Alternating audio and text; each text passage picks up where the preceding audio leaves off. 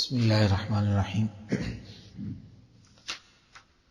بنی اسرائیل کے حوالے سے گفتگو چل رہی تھی کہ اللہ جل شانہ نے انہیں تمام جہان والوں پر فضیلت عطا فرمائی، انہیں امام بنایا، قائد بنایا، انسانوں کی رہنمائی کے لیے اللہ نے بہت عزت دی تمام جہان والوں پر انہیں، لیکن وہ شیطان کی روش پر چل پڑے۔ جس طرح شیطان نے حضرت آدم علیہ السلام کے مقابلے میں اللہ تعالیٰ کی نافرمانی کی، اپنی حسد کی وجہ سے، کبر کی وجہ سے، اور اپنی وجاہت کے چھن جانے کی وجہ سے، اپنے اختیار اور اقتدار کے چھن جانے کے خوف سے اس نے حضرت آدم علیہ السلام کی مخالفت کی۔ تو یہاں پر بھی بنی اسرائیل کا یہی معاملہ ہے، بنی اسرائیل کا یہی معاملہ ہے کہ انہیں اچھی طرح معلوم ہے، جس طرح شیطان کو اچھے طریقے سے معلوم تھا کہ حضرت آدم کو اللہ تعالیٰ نے اپنا نائب بنایا ہے اور یہ اعزاز عطا فرمایا ہے، مقام عطا فرمایا ہے، تو بنی اسرائیل کو بھی یہ بات اچھی طرح معلوم تھی۔ سارے دلائل ان کی کتابوں میں لکھے ہوئے تھے کہ حضور علیہ السلام یہ اب آخری نبی ہیں اور ان کی اتباع اور پیروی ہی میں ہماری دنیا اور آخرت کی کامیابی ہے، لیکن وہ اپنی حسد کی وجہ سے، بغض کی وجہ سے، مالی مفادات کی وجہ سے انہوں نے اس حقیقت کو قبول نہیں کیا۔ پھر اب اللہ جل شانہ تذکیر بھی اعلیٰ اللہ، یہ ایک اللہ تعالیٰ کا اسلوب ہے انسانوں کو سمجھانے کا۔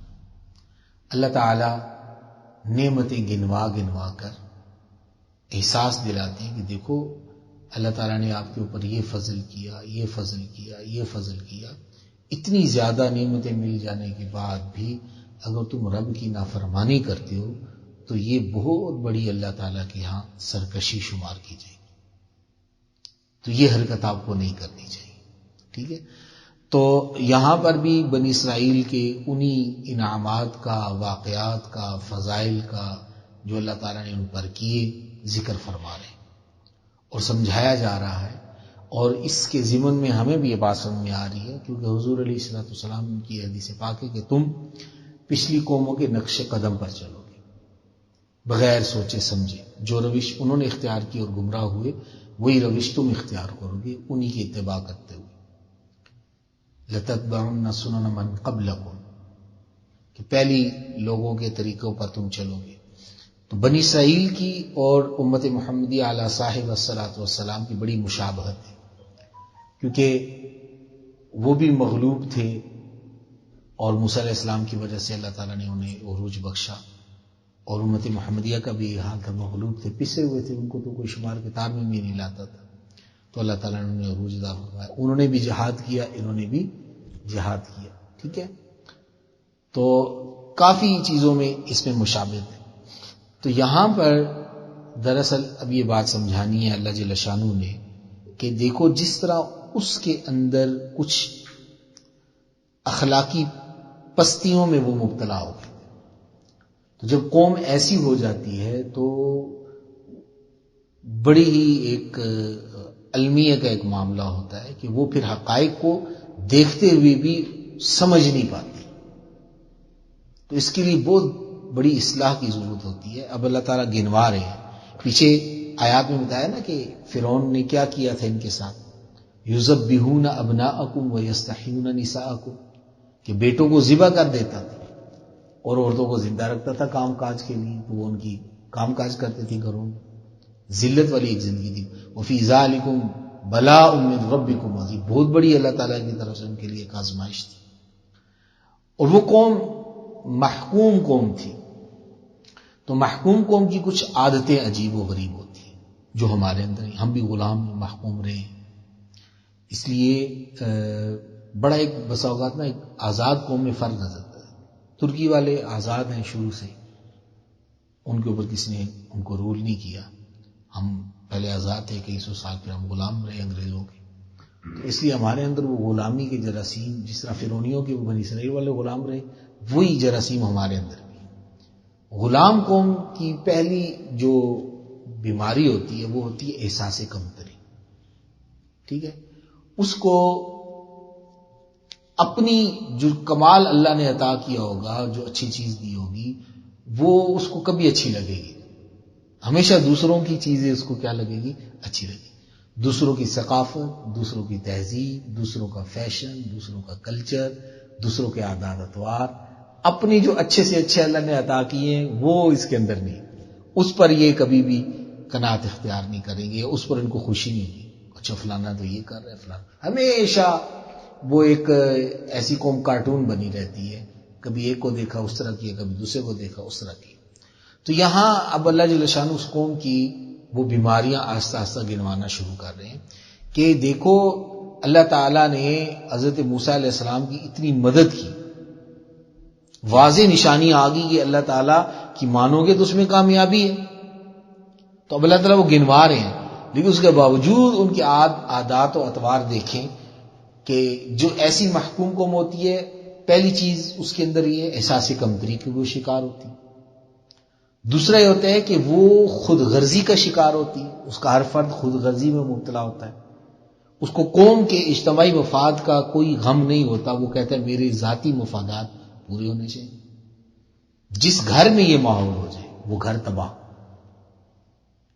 بہن بھائی ایک جگہ رہتے ہیں والدین کے زیر سایہ، تو والد اپنا مطلب نکالے، والدہ اپنا مطلب نکالے، بھائی اپنا نکالے، دوسرا اپنا نکالے، تو بتاؤ اس گھر کا کیا نظام ہے؟ تو اگر وہ مشورہ کر کے بیٹھتے ہیں اور اجتماعیت کو برقرار رکھتے ہیں، اس میں کبھی ہوتا ہے کہ والد قربانی دے گا، کبھی والدہ دے گی، کبھی بھائی دے گا، کبھی بہن دے گی، تو وہ گھر پائیدار بھی رہتا ہے اور چلتا بھی، کبھی بھی وہ سمجھوتا نہیں کرتے. لیکن اگر خود غرضی میں مبتلا ہو جائے تو پھر کیا ہوتا ہے؟ وہ کہتے ہیں میرا بہت دوسرا بھاڑ میں. ان گھرانوں پہ ہم نے دیکھا، پھر وہ دوسرا ان کو کوئی بھی ریٹ لگاتا ہے، کوئی لالچ دیتا ہے تو وہ اس کی بات مانتے ہیں، اپنے بہن بھائیوں کے خلاف کھڑے ہو جاتے ہیں.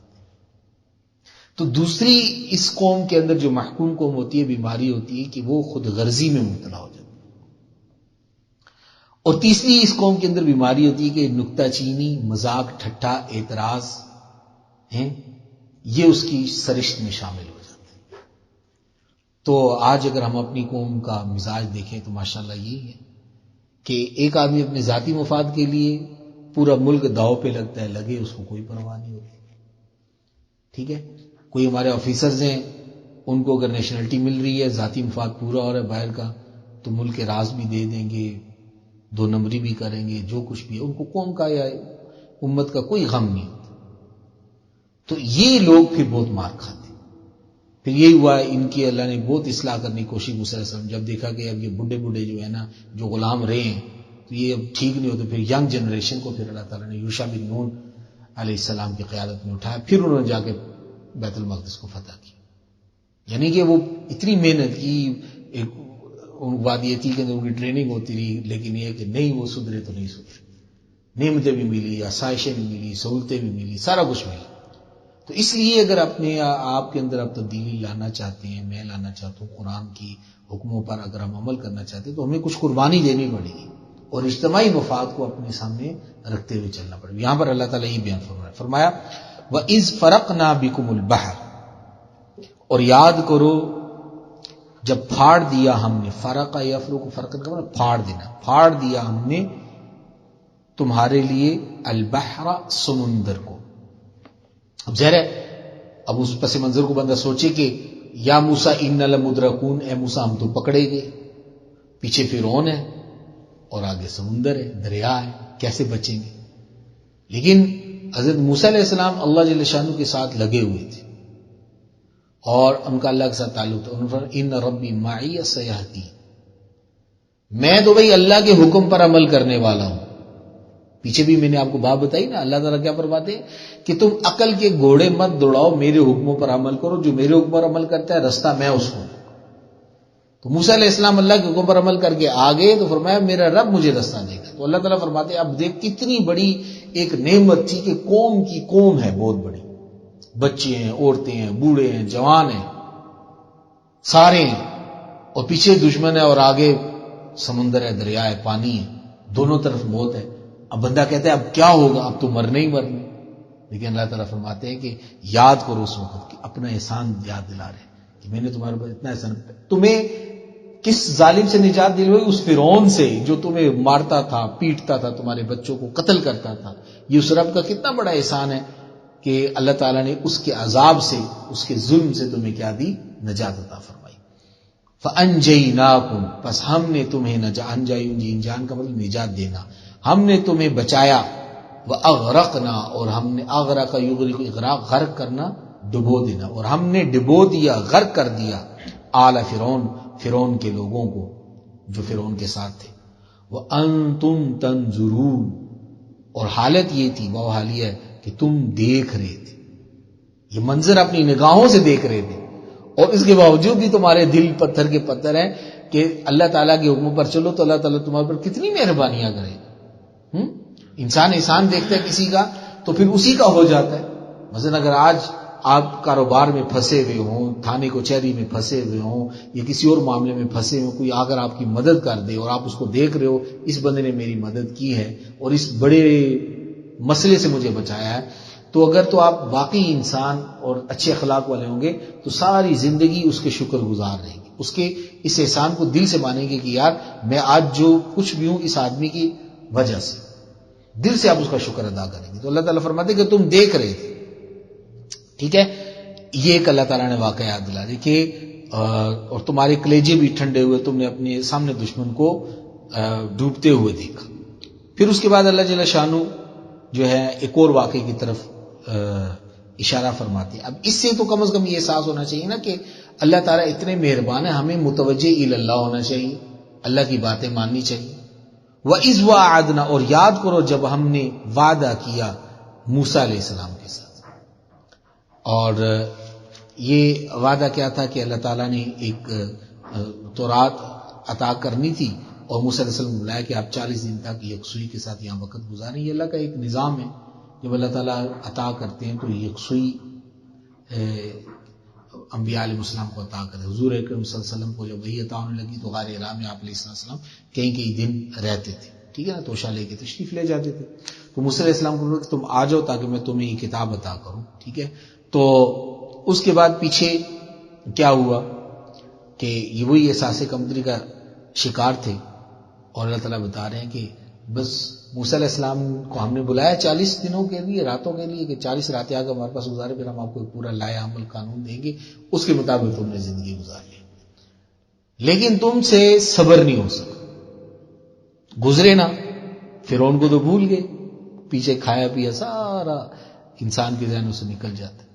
تو وہاں کے دیکھا کہ قوم ہے وہ ایک عبادت کر رہی ہے بتوں کی، تو بس ان کا دماغ خراب ہوا. ہمارے پاس تو کچھ بھی نہیں ہے، ہمارے پاس تو کوئی معبود نہیں ایسا جس کی ہم عبادت کریں. وہ دیکھو وہ قوم تو یہ کر رہی ہے، ہم تو یہ ہیں. یہ عادت ہماری بھی ہوتی ہے، ہمارے پاس تو کچھ نہیں ہے، فلانے کے پاس تو یہ ہے. بھئی اللہ تعالیٰ نے جو تمہیں مقام دیا، جو تمہیں محبت دی، جو تمہارے اوپر احسانات کیے، اس کو تم سوچو. اتنے بڑے ظالم سے بچایا، وہاں تو تم پس رہے تھے. اب دوسری قوم وہ تو پاگل ہیں، وہ تو اللہ کے ساتھ شرک کر رہے ہیں، اللہ تعالیٰ کے مقابلے میں معبود بنایا ہوا ہے، اور اللہ تعالیٰ نے تمہیں بچایا. تم اس اللہ تعالیٰ کے حقوق پر عمل کرنے کی بجائے تم اس کے حق کی جو ہے نا حق تلفی کر رہے ہو، کہ اس اللہ کو ماننے کے بجائے، اس کی ماننے کے بجائے اس کے ساتھ کیا ٹھہرا رہے ہو؟ شریک ٹھہرا رہے ہو. تو یہ ایک احساس کمتری تھا اس قوم کے اندر کہ باوجود یہ کہ ایک حق اور مدد اللہ کی اپنی آنکھوں سے دیکھی، ان کے دلوں نے اللہ تعالیٰ کی طرف جھکنا پسند نہیں کیا. آج بھی اللہ تعالیٰ کی کئی مدد نصرت آتی ہے. مثلا ابھی موجودہ حالات کے اندر اب آپ دیکھ رہے ہیں محکوم قوم ہے، تاریخ کو اٹھا کے دیکھیں تو 2001-2 میں جب امریکہ آیا، مار کٹائی اس نے شروع کی، تو وہ تو پاور تھا، ٹھیک ہے نا، فرعون تھا اپنے وقت کا. تو جو غلام قوم ہوتی ہے وہ کیا کرتی ہے؟ وہ ڈر جاتی ہے اور اس کی بات مانتی ہے. پھر اسی غلام قوم نے اپنی آنکھوں سے دیکھا کہ اس کی پٹائی ہوئی، وہ سارے 30-40 ممالک چلے گئے. اللہ نے حق بھی دکھا دیا. لیکن آج بھی ہمارے جو ہیں وہ اپنے دلوں میں جھانک کے دیکھیں، ابھی بھی ڈرتے. اللہ نے دکھا دیا کہ اللہ کی مدد ہے، وہ رو رہے پیٹ رہے، وہ چلا گیا. لیکن یہ آج بھی ہم جو ہے نا چاپلوسی میں لگے ہوئے ہیں. ہم کہتے ہیں کہ نہیں یہ طاقت ہے، یہ فلانا فلانا، اور دیکھو فلانا یہ کر رہا ہے فلانا. ہم وہ اللہ تعالیٰ کی طرف رجوع کرنے کے بجائے، اس کی طاقتوں پر ایمان لانے کے بجائے، دیکھو اللہ تعالیٰ نے ان کو آج کے دور میں بھی شکست فاش اللہ تعالیٰ نے ان ایمان والوں کے ہاتھوں سے دے دی، لیکن یہ حقیقت محکوم کو ان کو سمجھ میں نہیں آ سکتی۔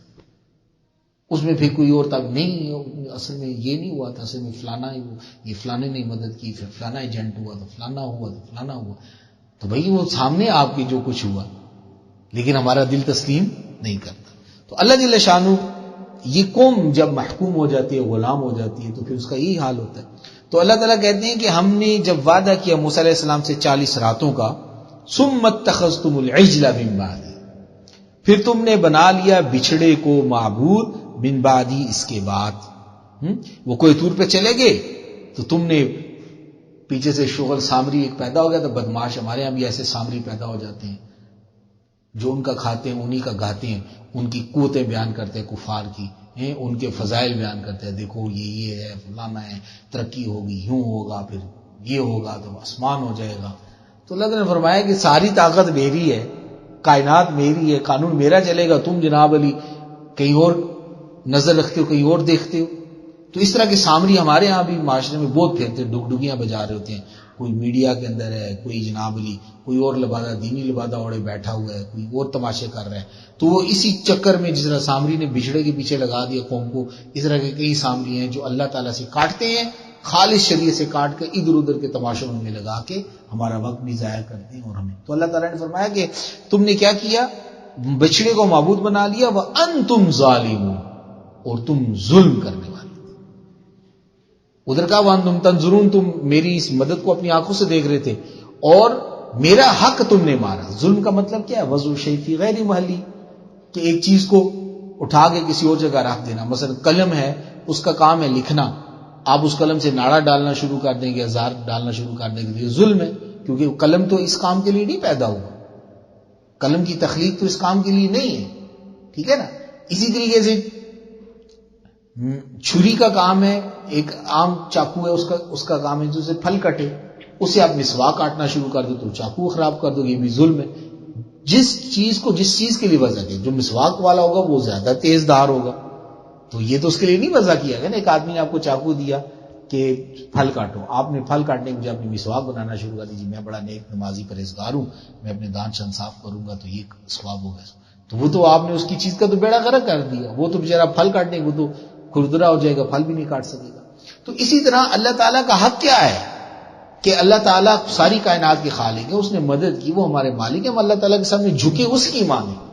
اب اس کے اختیارات اس کی ذات میں، اس کی صفات میں، صفات کے اجرا میں، یا اس کے جو مخصوص حقوق ہیں کہ عظمت اس سے کی ہو، محبت اس سے ہو، ٹھیک ہے نا، اطاعت اس کی ہو، اس کی جو تعظیم اس کی ہو، تو اس کے مخصوص جو حقوق ہیں ان کے اندر ہم غیر کو شریک کر دیتے ہیں، تو یہ ہم ظلم کرنے والے ہیں۔ اسی لیے فرمایا ان الشرک لظلم عظیم، کہ شرک جو ہے وہ بہت بڑا کیا ہے، ظلم ہے، کہ اللہ کا حق آپ مار رہے ہیں۔ تو اللہ کہتا ہے کہ میں نے تو تمہارے ساتھ اتنا احسان کیا، تم نے میرے ہی جو ہے نا سامنے ایک بچھڑے کو معبود بنا لیا، اور بنایا بھی کس کو، بچھڑے کو۔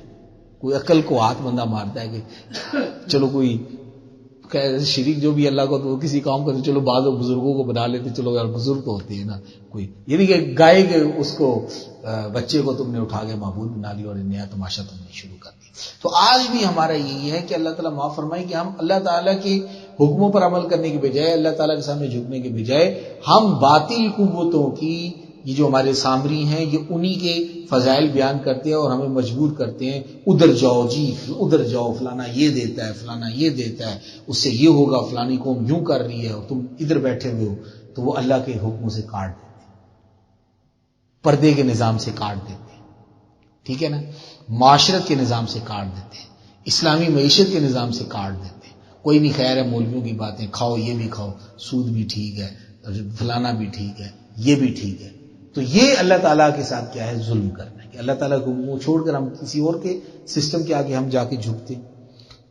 پھر فرمایا اللہ تعالیٰ نے کہ چلو یہ تم نے کر لیا، کوئی بات نہیں، ثم عفونا عنکم، اس کے باوجود ہم نے تمہیں کیا کر دیا، معاف کر، جب تم نے توبہ کی، ثم عفونا، پھر ہم نے درگزر کیا، عفوا، عفا یعفو، عفوا کا مطلب درگزر کرنا، پھر ہم نے تمہیں درگزر کر دیا، من بعد ذالک، اس جرم عظیم کے بعد، کی شرک تھا نا، شرک کر لیا تم نے، لعلکم تشکرون، تاکہ تم اللہ کے آگے جھک جاؤ، لگ جاؤ، یا شکر ادا کرو. کیا مطلب شکر کا؟ میں نے آپ کو پہلے نہیں بتایا کہ جو نعمتیں ہوں اس کی حقیقی منعم کی طرف نسبت کرنا، کہ ہمیں جو عزت ملی، جو علم ملا، جو آنکھیں ملی، جو قوتیں ملی، جو طاقتیں ملی، یہ کس نے دی؟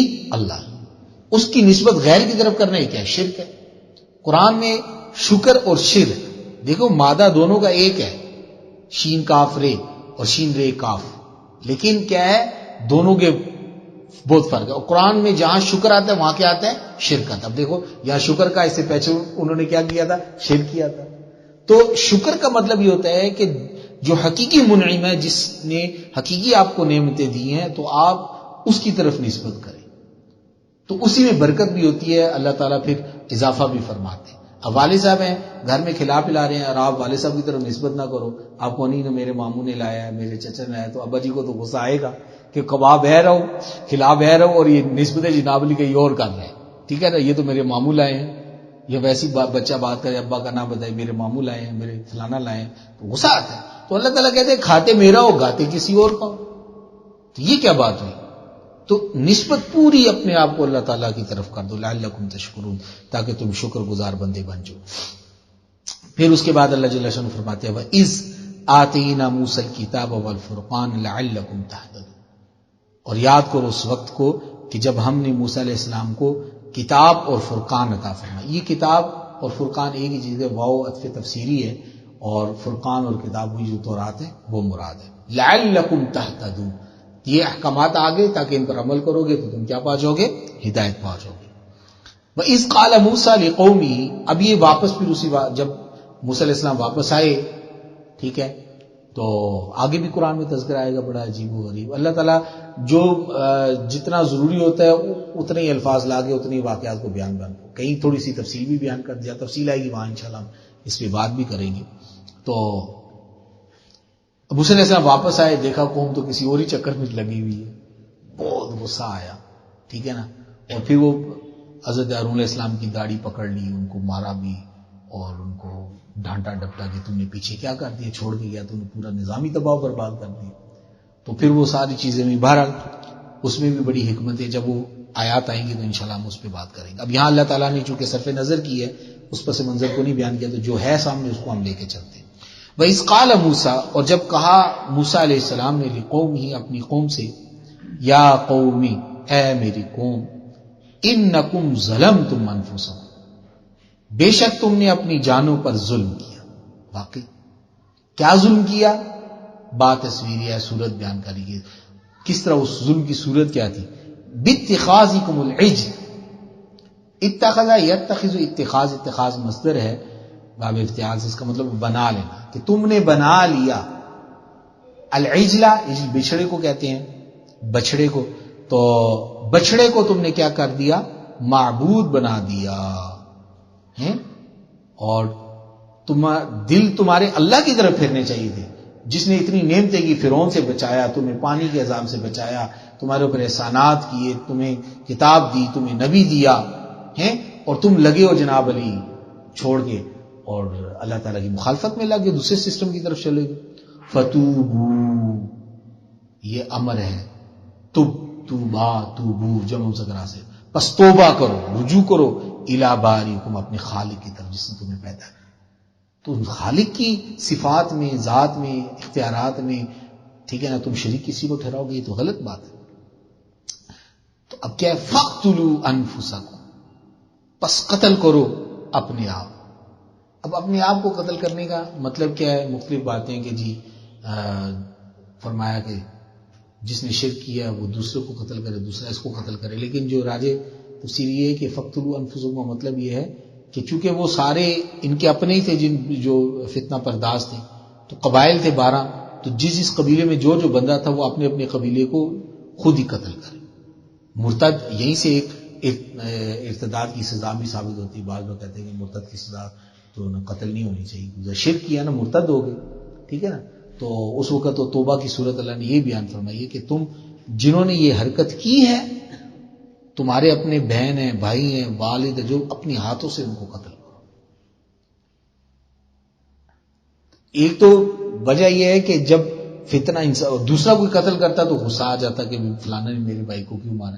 تو اپنے کو جب آپ خود مارو گے، ٹھیک ہے نا، تو اس کا یہ ہوگا کہ ایک تو آپ کے دل سے بھی برائی نکلے گی، آئندہ نسلوں کو بھی بتاؤ گے یار یہ کام نہیں کرنا، یہ بڑا گندا کام ہے. اور دوسرے ہے کہ آپس میں افتراق اور انتشار بھی پیدا نہیں ہوگا، لڑائیاں بھی نہیں ہوگی. فَاقْتُلُوا أَنفُسَكُمْ، کہ تم قتل کرو اپنی جانوں کو.